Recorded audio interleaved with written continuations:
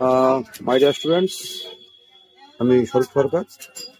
তো আগামীকাল অর্থাৎ 3 মার্চ 2025 পশ্চিমবঙ্গের উচ্চ মাধ্যমিক পরীক্ষা শুরু হতে চলেছে।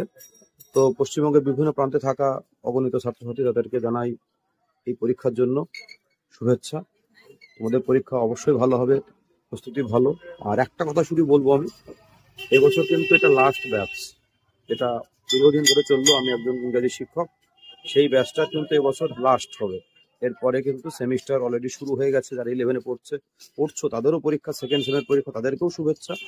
অতএব যারা উচ্চ মাধ্যমিক পরীক্ষা দেবে, 11-এর সেকেন্ড সেমিস্টার তাদের নিজস্ব স্কুলে হচ্ছে, উচ্চ মাধ্যমিক অন্য সেন্টারে হচ্ছে।